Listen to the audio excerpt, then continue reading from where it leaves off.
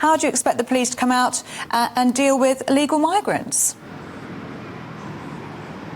Well, it's very important to send the message across the world that the social media adverts are wrong. If you come to the UK, you're not going to automatically be able to get cheap, quiet accommodation, which is unlawful, or you can't work without the proper legal background, the right visa.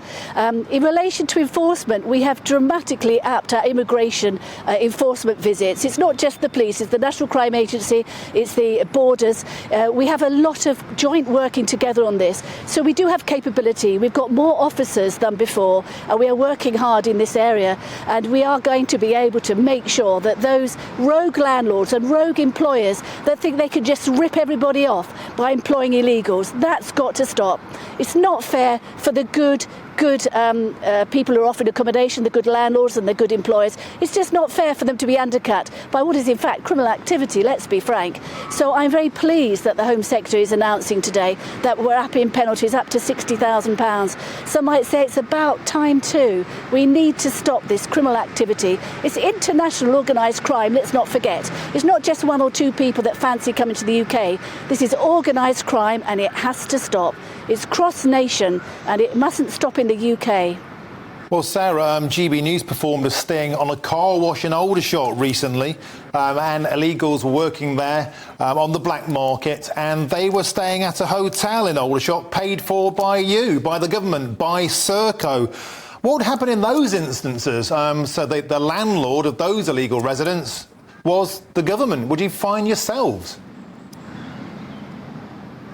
Well, that's quite shocking. Of course, we need to stamp out this practice. And this is as a result of the huge influx of people that we've had, illegal migrants across the Channel. And you will get people that will try and work the system, which is why we have to enforce larger penalties just to stop this sort of thing. And what we want to do is, of course, get migrants out of hotels, and we won't have this kind of a situation.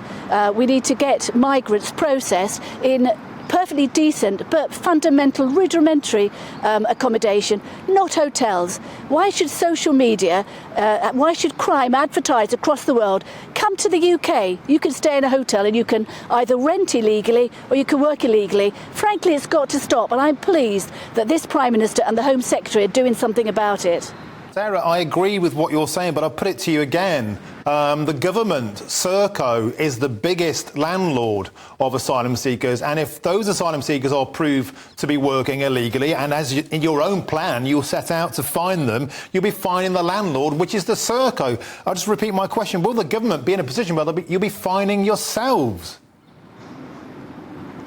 Well, effectively it's subcontracted, isn't it? Serco will have the same legal responsibilities as any landlord across the nation, where they can do a very simple 5-minute check online with the Home Office. These are established principles for landlords. The processes have been established for a while. Landlords can quite easily check, as can employers. So, of course, there has been an influx across the Channel. Nobody doubts that. And where there is a possibility of a mass migration through safe countries, you end up with situations like this. It has to be policed better, and yes, if Serco need to be fined, they need to be fined. They need to do their job as best as possible, along with anybody else that's giving accommodation.